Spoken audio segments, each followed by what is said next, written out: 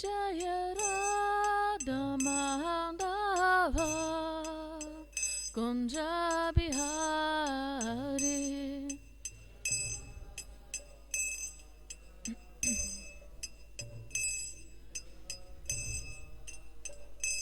Jaya Gopi Jana Vallabha Girivaradari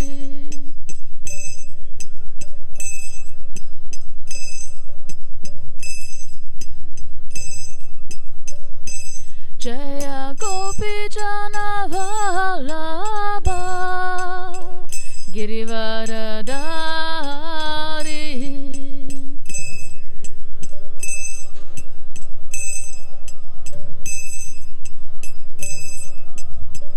Yashoda Nandana Braja Jana Ranjana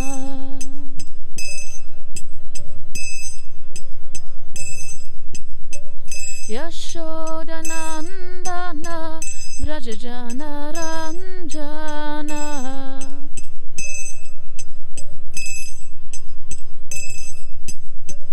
Yamuna Tira Vanachari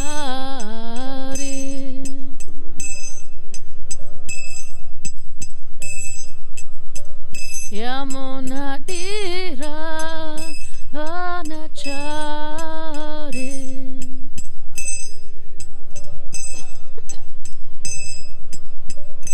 Jaya Radha Madhava Kunja Bihari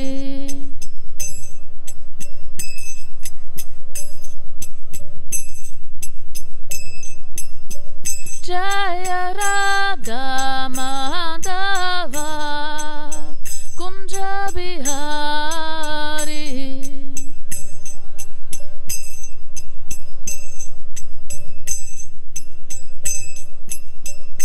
Jaya Shri Krishna Chaitanya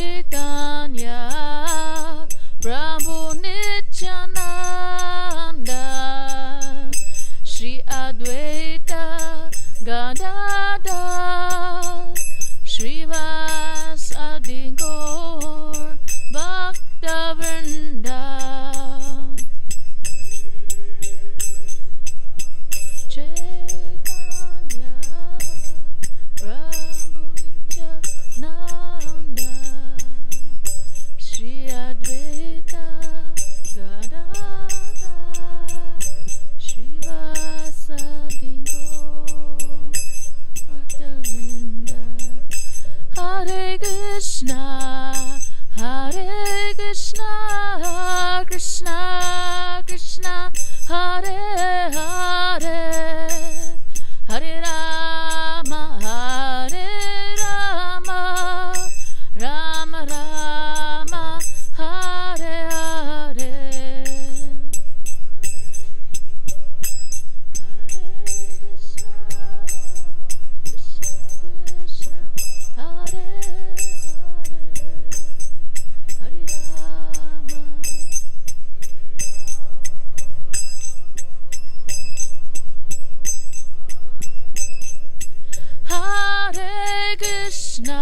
Hare Krishna Krishna Krishna Hare Hare Hare Rama Rama Rama Hare Hare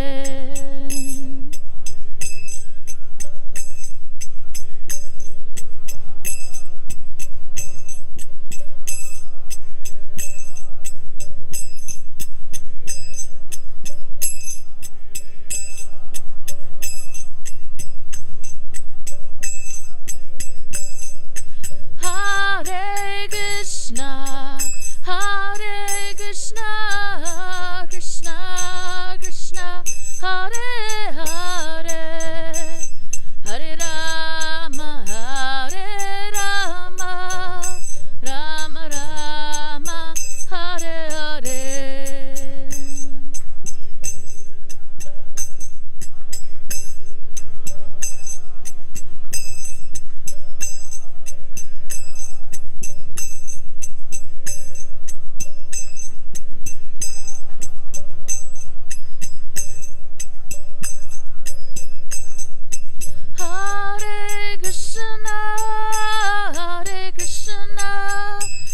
Krishna Krishna, Hare Hare, Hare Rama, Hare Rama, Rama Rama, Hare Hare.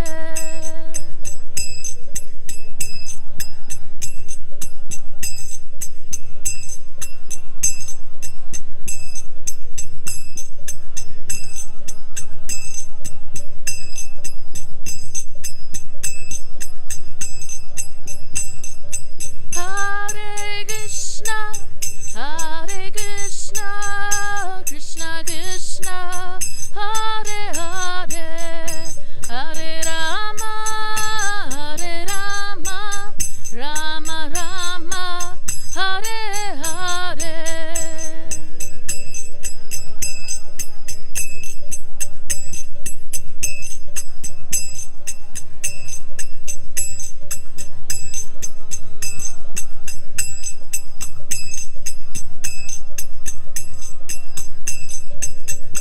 Jaya Prabhupada, Prabhupada, Prabhupada, Jaya Prabhupada.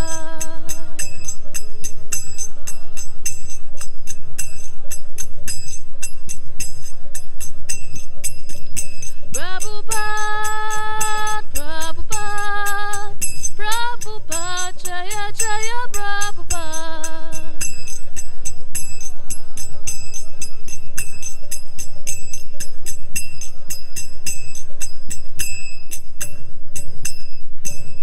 Shri Shri Radha Radhanath ki jai, Shri Chaitanya Mahaprabhu ki jai, Shri Giraj Govardhan ki jai, Shri Prabhupada ki jai, Ananta Koti Vaishnavrinda ki jai, Nitai Gaura Premanande.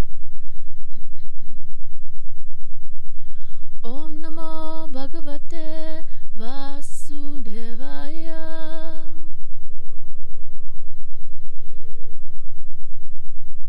Om Namo Bhagavate Vasudevaya.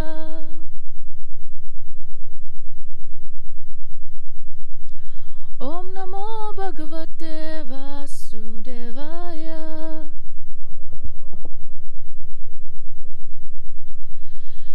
We're reading from Srimad Bhagavatam, Canto 4, Chapter 11, Text 21.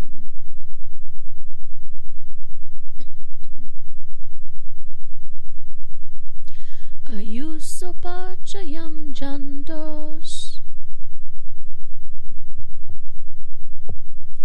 Ayusopachayam jantos, Tataivopacham vibhu, Tataivopachayam vibhu, Ubabhyam rahita svasto, Ubabhyam rahita svasto, Dushtayasya vidatyashu,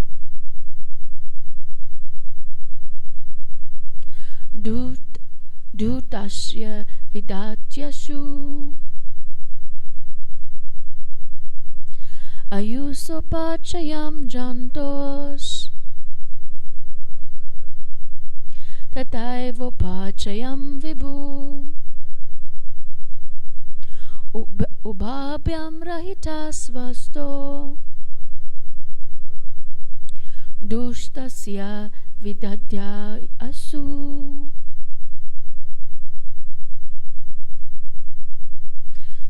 Dushtasya vidadyasu.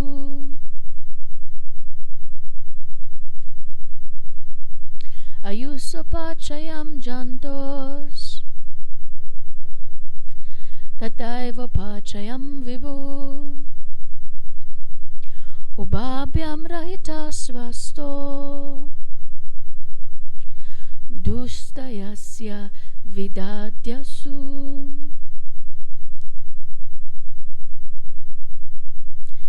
I'm struggling with that last line. Krishna Chaitanya Prabhu.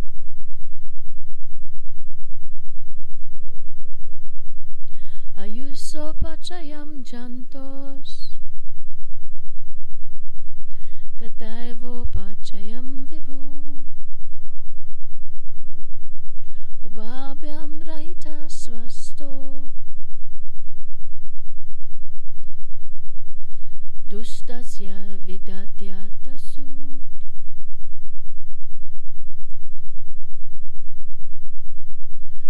Ayusopachayam jantos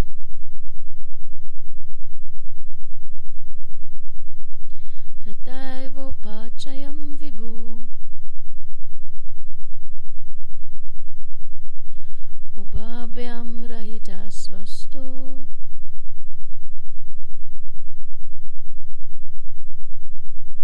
Dustasya vidadyatisu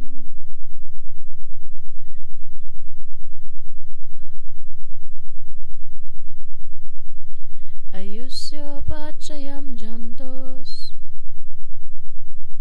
Tataivopachayam vibhu Ubhayam rahita svasto Dustasya vidadyatasu. Anybody else? Ayusya, of duration of life. Apachayam, diminution. Janto, of the living entities. Tata, similarly. Eva, also. Upachayam, increase. Vibhu, the personality of Godhead. Sorry, the Supreme Person. Got distracted with the Vibhu. Ubhayam, from both of them. Rahita, free. Svasta, always situated in his transcendental position. Dustasya, of the living entities under the laws of karma. Vedatati, awards. Aso, he. The Supreme Personality of Godhead, Vishnu, is all-powerful, and he awards the result of one's fruitive activities. Thus, although one living entity's duration of life is very small, whereas that of another is very great, he is always in his transcendental position, and there is no question of lessening or increasing his duration of life. I can repeat. The Supreme Personality of Godhead, Vishnu, is all-powerful, and he awards the results of one's fruitive activities. Thus, although one living entity's duration of life is very small, whereas that of another is very great, he is always in his transcendental position, and there is no question of lessening or increasing his duration of life. Purport by His Divine Grace A.C. Bhaktivedanta Swami Srila Prabhupada. Both the mosquito and Lord Brahma are living entities in the material world. Both are minute sparks and are part of the Supreme Lord. The very short duration of the life of the mosquito and the very long duration of lifetime and the very long lifetime of Lord Brahma are both awarded by the Supreme Personality of Godhead according to the results of their karma. But in the Brahma Samhita we find it said, Karmani nirdahati, the Lord diminishes or vanquishes the reactions of the devotees. The same fact is explained in the Bhagavad Gita. Yagyartat karmano nyatra. One should perform karma only for the purpose of satisfying the Supreme Lord. Otherwise one is bound by the action and reaction of karma. Under the laws of karma, a living entity wanders within the universe under the rule of eternal time, and sometimes sometimes he becomes a mosquito, and sometimes Lord Brahma. To a sane man, this business is not very fruitful. Bhagavad Gita 9:25 gives a warning to the living entities. Yanti deva vrata devan. Those who are addicted to the worship of the demigods go to the planet of the demigods, and those who are addicted to the worship of the pittas, forefathers, go to the pittas. Those who are inclined to material activities remain in the material sphere. The persons who engage in devotional service reach the abode of the Supreme Personality of Godhead, where there is neither birth nor death, nor different varieties of life under the influence of the law of karma. The best interest of the living entity is to engage himself in devotional service and go back home, back to Godhead. Srila Bhaktivinoda Thakur advised, "My friend, you are being washed away in the material nature's waves of time. Please try to understand that you are the eternal servant of the Lord. Then everything will stop and you will be eternally happy." The Supreme Personality of Godhead, Vishnu, is all-powerful, and he awards the results of one's fruitive activities. Thus, although one living entity's duration of life is very small, whereas that of another is very great, he is always in his transcendental position, and there is no question of lessening or increasing his duration of life. Om Jnana Timirandasya Jnananjana Shalakaya Chakshurunmilitam Yena Tasmai Sri Guruve Namaha Sri Chaitanya Manobishtam Stapitam Yena Bhutale Swayam Rupa Kadamayam Tadati Swapadantikam. He Krishna Karuna Sindhu Dinabandhu Jagatpate Gopesha Gopika Kanta Radha Kanta Namostute Tapta Kanchana Gourangi Radhe Vrindavaneshwari Vishrabhanu Sute Devi Pranamami Hari Priye Vanchakalpatarubhyascha Kripa Sindhu Ve'evacha Patitanam Pavanebhyo Vaishnavebhyo Namo Namaha. Shri Krishna Chaitanya Prabhu Nityananda Shri Advaita Gadadhar Shrivas Adi Gora Bhakta Vrinda. Hare Krishna Krishna Krishna Hare Hare Hare Rama Rama Rama Hare Hare. Hare Krishna Krishna Krishna Hare Hare Hare Rama Rama Rama Hare Hare. Hare Krishna Krishna Krishna Hare Hare Hare Rama Rama Rama Hare Hare. Hare Krishna. So we're still in Swayambhuva Manu's words to Dhruva Maharaj, and he's saying in this verse that Vishnu is all-powerful and awards the results of one's fruitive activities. Thus, although one's living entity's duration of life can be very small and another very great, he, as in the Supreme Lord, is always in the transcendental position, and there's no questioning of lessening or increasing his duration of life. It's interesting that it says in the introductory line that Vishnu is the all-powerful and the one that awards the results of one's fruitive activities. And that makes sense, because why does Krishna need to do that? He has better things to do. But Vishnu has this position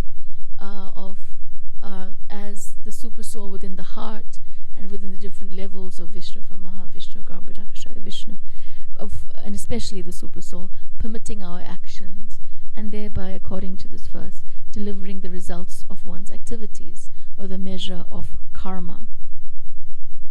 Now,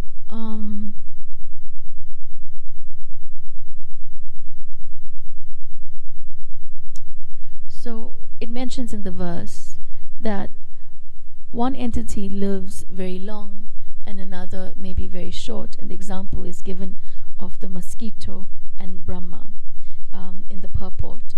And it gives this idea of transcendental equality, that although on the material platform there's so many distinctions and so many ways that we see every living entity as different, and sometimes you would not think twice before trying to swat away a mosquito, but what would be our reaction if we saw Lord Brahma with his 4 heads and all his glory? But every living being, every conditioned being has this, as a jiva, is still 1/10,000 the tip of a strand of hair. And that jiva within the position and form of Lord Brahma, and that jiva within the mosquito, although in different stages of spiritual advancement, are actually the same in one sense. And therefore, it's only on the spiritual platform that we see true equality. And so therefore, it's the leveler.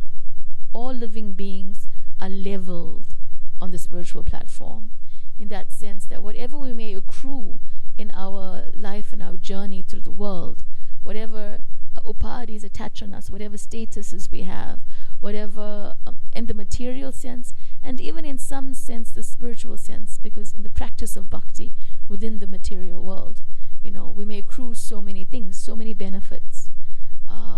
Yesterday we went to the Goshala and we were treated so nicely. It's very easy though to get swayed by that sort of inverted commas worship, and therefore even on the material on the spiritual sense, we gain so many things that can feathers on a peacock, plumes that we have borrowed. But ultimately, in Krishna's eyes and in Krishna's definition of us all being jiva, we are leveled on the spiritual platform, as in truly being equal to that mosquito that's annoying you when you're sleeping and buzzing around your ear. I have a little note here, which was from probably a point that Prashanta Mataji from the VIG made in this class, and she said, we don't understand how dangerous the world we live in is. Within the mosquito is a jiva who has repeatedly went against the will of the Lord again and again. And trying to see it in that platform, thinking, within this body is a jiva who's went against the will of the Lord again and again and again. And so, therefore, Pandita Sama Darshana, to truly have equal vision, means us trying to see that, to see what is our real position. What exactly is our real position? We're simply servants of Krishna. And everything else is just fluff. They may help us become a better servant, or they may take us away from being a servant. But that's what it is at the end of the day. Just fluff. Just the frills. Just the decoration. So,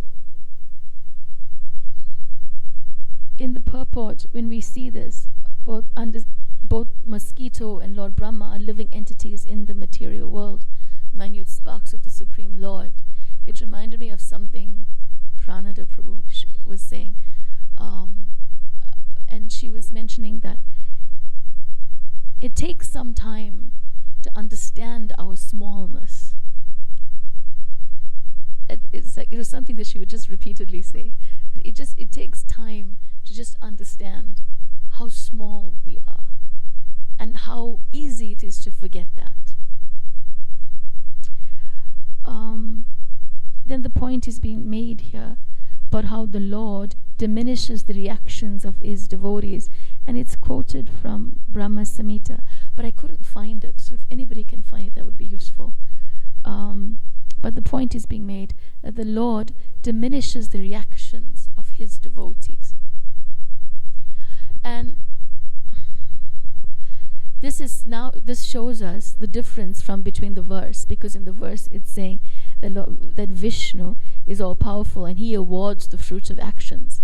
But it's hinted in the purport that actually for the devotee, for one who's now turned their face towards the Supreme Lord or is trying to, then Krishna is personally meting out those reactions. Krishna's personally doing it. And we've heard this before, it's not news. Shri Shri Radha Radhanath Ki Jai. It's not news, we know that, at the time of initiation, it's said that all our karma is burned. But definitely not all, because we still have this body, so there's some manifest karma. But then also Krishna not just burns it to ash, but he somehow withdraws these reactions. Like, in some sort of transcendental poker game, and decides which chip to play and when. But not doing so in the mood of like, I wonder what this button would do, but in the mood of understanding what's needed for the living entity to come to the point of understanding their smallness and offering the essence of that smallness to Krishna. One of the classes this week, the point was being made about, I think it was Raghunath Bhatta Prabhu, but what is it actually that is our free will? In some sense it seems contradictory, because in one sense we're dependent living entities, but then Krishna gives us free will. And the point has been made again and again that there is only one aspect to our free will, not many, only a single aspect to our free will. And that single aspect is, do I choose to serve the Supreme Lord or do I not? That is the simplest, the only aspect that we actually have free will for. In every aspect, we're governed, we're thrown by the modes, we're moved by karma, by our previous impressions, and there's Krishna's hands in giving us the token reactions that are meant to purify us, and we're pushed and tossed by the waves of the material energy. The only choice, the only part of our free will is, do I choose to serve or don't I? Which means, do I take that one action that brings me closer to the Krishna, or do I take the action that turns me further away? Otherwise, there's nothing that's within our ability to control.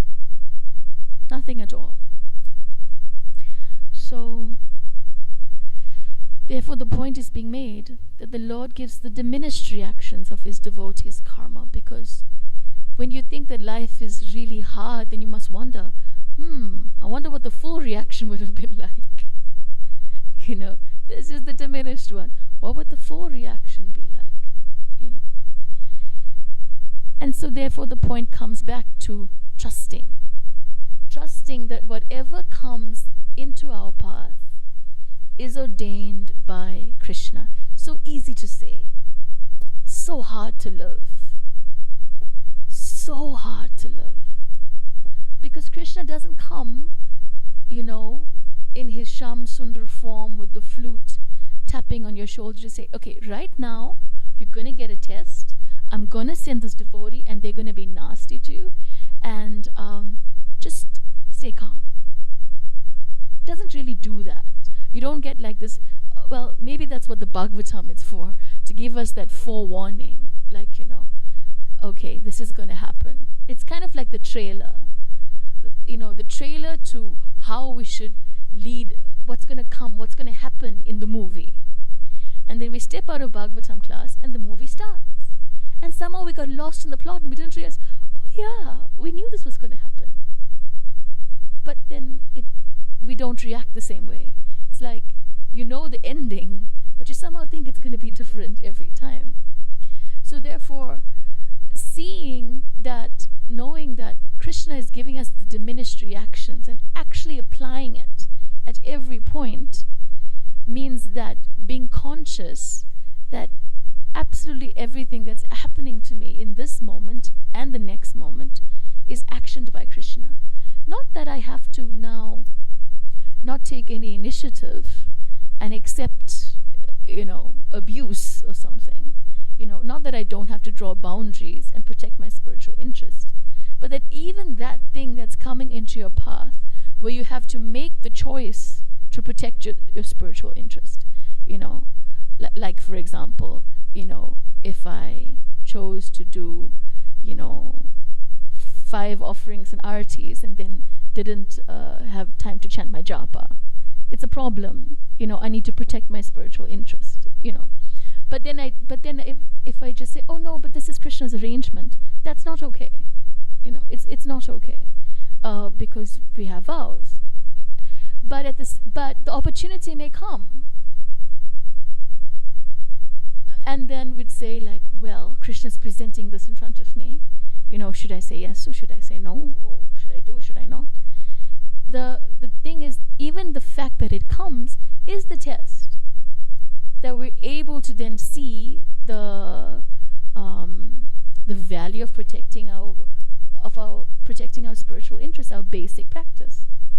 This is like one example. Of course, there can be many spin-offs from that, but just an example of how everything, whether we have to accept it or reject it, everything is coming from the will of Krishna for our purification. And not easy to see. Then the point is being made that under the laws of karma, a living entity wanders within the material universe under the rule of eternal time. Sometimes Brahma and sometimes a mosquito. So, one day Brahma, one day a mosquito. That's how it is. Not in the sense of the physical body, but also in the sense of the ego. One day you get to be Brahma, and the next day you're a mosquito Das or Dasi, because that's what it is. It reminds me of the story of that Kadamba Kanana Swami often recites about the sage, what's it, sage? Was it like, there's a word for it, but I'm going to say sage because that word's not coming to me, who was advising the minister. And the minister said, I want to know what's the daily work of God. You would have heard the story, but it's such a good one, it's worth retelling. What is the daily work of God?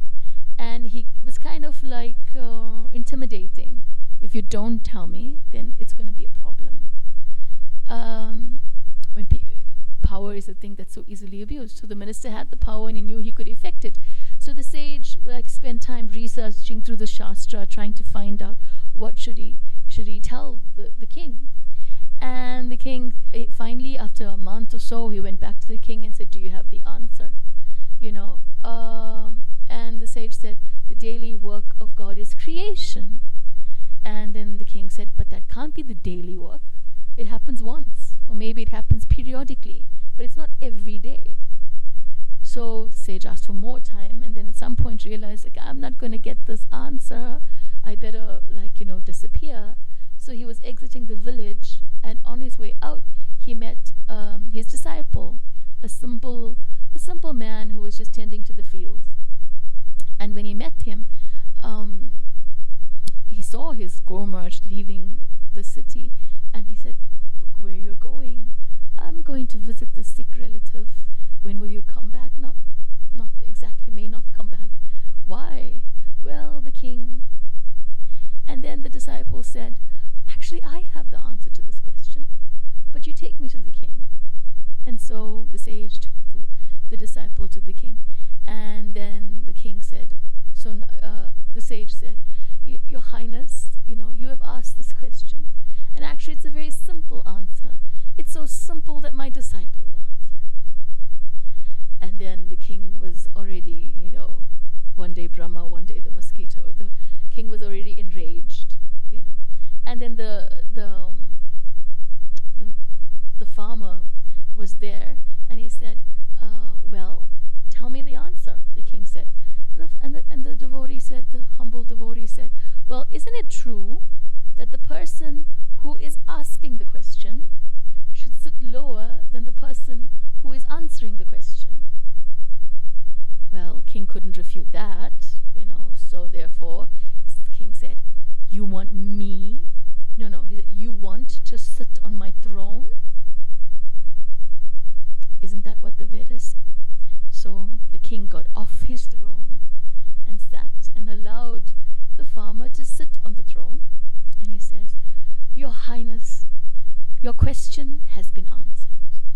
At which point the king was ready to off with his head. And then, but if you do not get it, I shall explain. And therefore the farmer said, the daily work of God is to raise the humble and pull down the proud. And isn't that what's happening every day? Every day. You're either being awarded for a mood of humility, or pulled down for the pride that exists within our heart. So, under the rule of eternal time, one day Brahma, one day the mosquito. And that's what it is, right? This imperceptible force of time that's slowly dragging everything to a state of disintegration. Like, for example, when as the body gets older and aspects of it stop working, it's humbling. It's humbling because what you thought you could do, you can no longer do. And what you never thought about, like the 1 second it took to jump out of bed in the morning, suddenly that's not there. And so our time takes away our ability, physical ability, and time takes away our mental capacity. You forget things. Time takes away, even our emotional memory. They say time heals. It makes you forget. That's all the healing it's going to offer. It makes you forget, So gradually, time is the humbling energy of the Lord that brings us to our knees.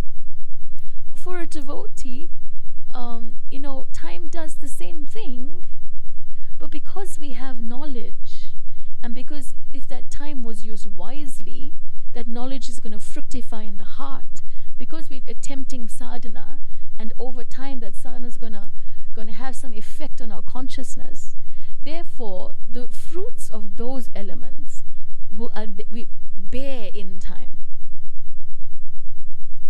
And because we hold on to those, old age becomes physically painful but blissful. Theoretically, I'm just learning, but theoretically, but at the same time, time is humbling. And how different is time in the spiritual world? How is it the complete opposite? Because time in the spiritual world, yes, we know, conspicuous by its absence. But it's not just that. Material world governed by time, space, and thought. Spiritual world governed by? Any ideas? Desire. Rasa. So, if Krishna is on the way, to the Yamuna, and is walking with the cowherd boys, and if they're having a really nice time, and time has to expand, it does. And if Krishna is really just eager to get to the Yamuna, then time can contract. The space can contract. The distance changes. And so therefore time and distance and all of things simply serve desire.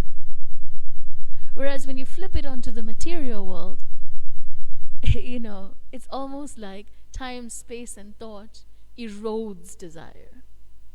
Because everything you ever wanted, there's never enough time. You didn't think about it, or like it's not physically possible. Like time just sort of diminishes the hope we have of fulfilling the desires in duration of time. So therefore, one day Brahma and one day the mosquito. And then Prabhupada is making the point, he's quoting Bhagavad Gita 9:5 about the worship of the demigods. And he's saying that those who become addicted to the worship, I thought that was interesting. He is saying that, let's see, those who are addicted to the worship of the demigods go to the planet of the demigods. Those who are addicted to the worship of the pittas and the forefathers go to the pittas.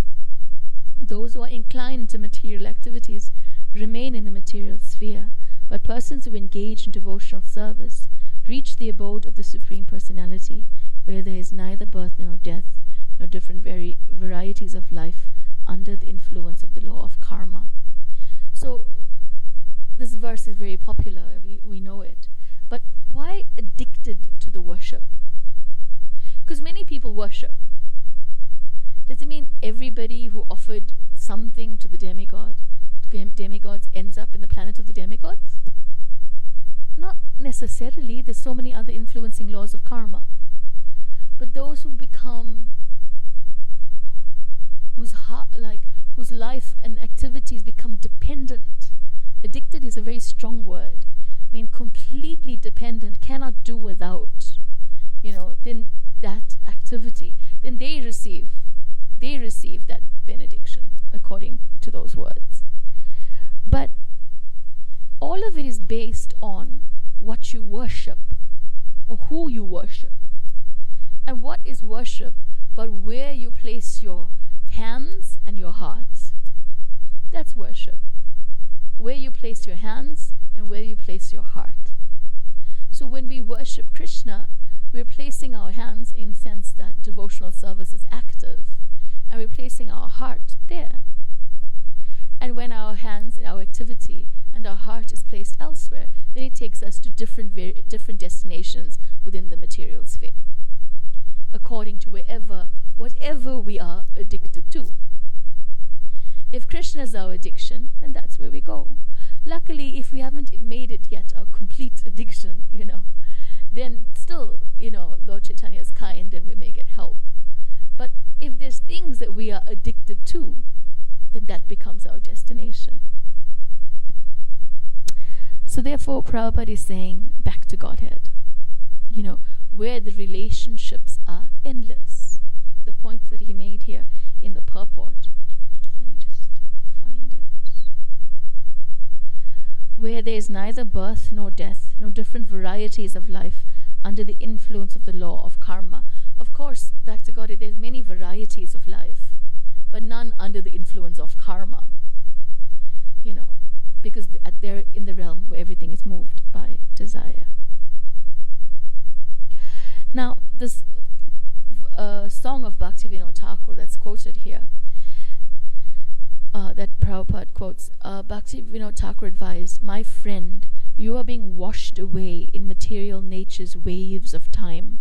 Please try to understand that you are the eternal servant of the Lord. Then everything will stop and you will be eternally happy." It's interesting because I was trying to find the song and it took a long time. When I found it, I thought, oh, that song. But I stand to be corrected here. It's just that the song is Radha Krishna Bol Bol. But when you look at the translation of the song, like on the internet when you try to find it, you don't really find it said like this. And interestingly enough, it seems that Srila Prabhupada quoted it at least 5 or 6 times in this 4th canto. Srila Prabhupada is saying in the 9th chapter, in the purport of text 4, Prabhupada is saying, "O living entity, get up. How long shall you sleep on the lap of Maya? Now you have the opportunity of possessing a human form of body. Now try to get up and realize yourself." This, I think, is the other song of Bhaktivinoda Thakur. But previously, just a couple verses before, text 21 is the one we're reading, and then again in, just give me a second.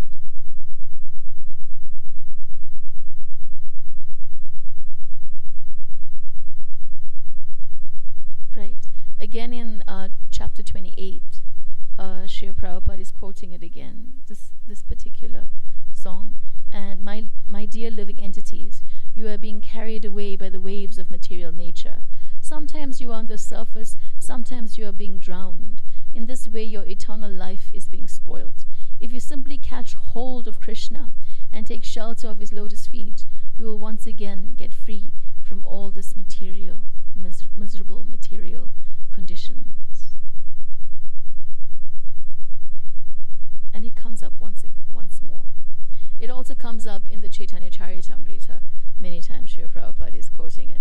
And he quotes it in, I'm just trying to find the reference.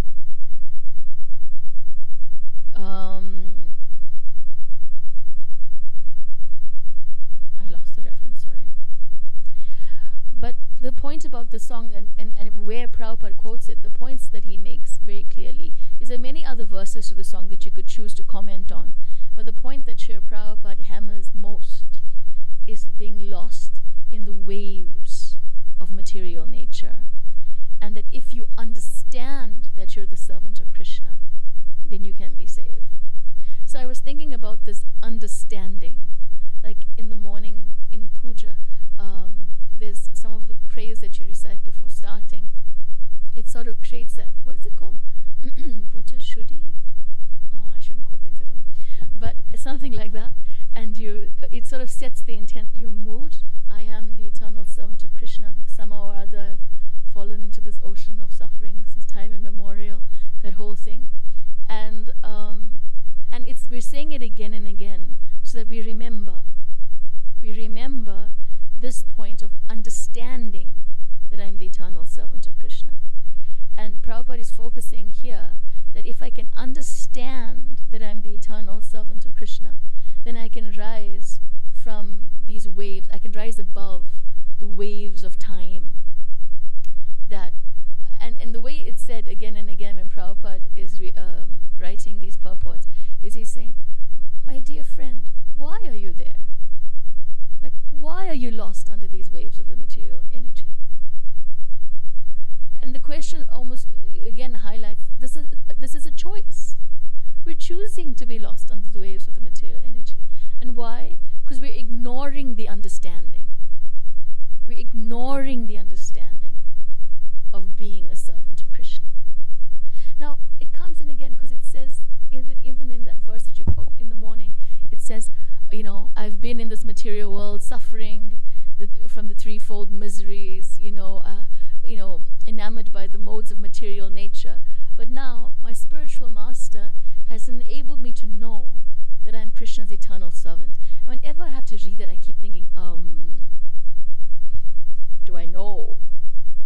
I'm like, I don't really know Krishna. It says I know, but I don't really know. I mean, I know, but I don't know. And it's because I don't really understand. It hasn't become realized knowledge. Therefore, I'm happy in the waves. I'm like flapping in the waves. I'm just playing in the waves of the material energy. To the degree that understanding that I'm the servant of Krishna isn't realized.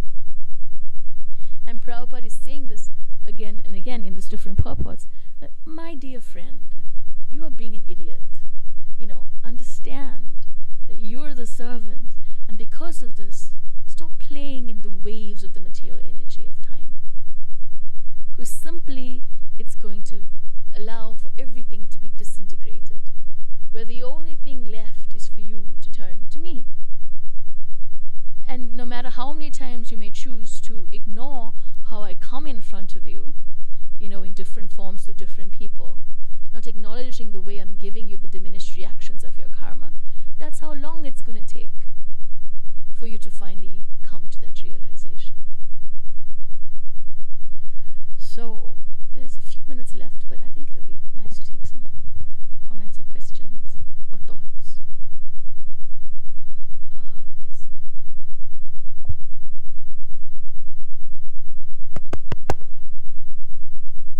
Hare Krishna. I actually came here to ask this question. I was so glad to hear on the altar that you had solved the issue that has puzzled Christian theologists for millennia or longer, the question of free will, and you said essentially we do not have it. According to them, and they're still very confused about it, they argue about it, it's sort of open-ended question,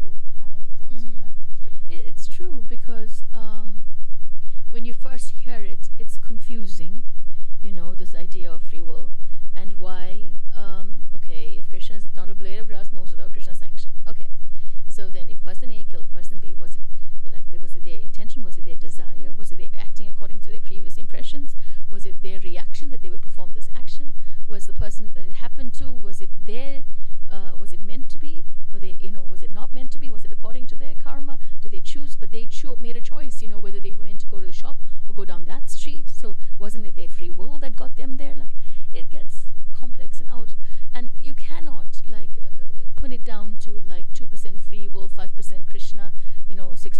You can't get it down like that. But when you bring it down to this idea that it's simply our choice to serve or not serve, it really is that, because we can't blot our eyelids without the demigod sanctioning it. So what other option is there? And the reason why we see it more when we're trying to practice is because we have more experience about making the opposite choice and what happens. And before then, it's theoretical. And it may even feel, what's the word? Like slavery. If you haven't practiced devotional service, then the thing that, okay, my only choice is to serve you or not serve you, that sounds like Krishna is some sort of bigot. And here we all are his minions. And, we have no choice but to serve. No, the choice is there because when we do that, we're happy. And when we don't do that, we get temporary happiness, which leads to suffering. And when we go around that circle again and again and again and again, like a hamster in a wheel, then we start thinking, oh yeah, maybe I need to use my free will this way. So it just comes down to that. It's oddly liberating, though, the one less thing to worry about, question of will, because even in, let's say, non-religious philosophy, it is a question what we are guided by, but it's very liberating. Same way, like principles are there for actually to liberate us, not to bind us. Within them, we are free actually to advance and practice how we would like. Thank you. That's an interesting point. Anybody else have any thoughts?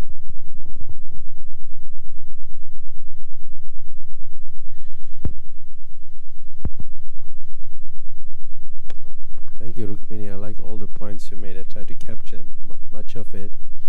I was intrigued by it. You made the statement. It takes some time to understand how small we are. I liked it. And what should we do, to really understand that we're small? Because it's a good question.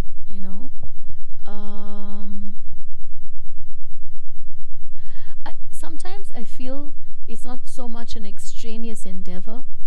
It's just to remember every time of the day when things are going out of our control and we lose it, then we remember I'm small. I just feel like it's not, what should we do? Should we chant better rounds? Yes. Should we read more Shastra? Yes. Should we associate better with the devotees? Yes.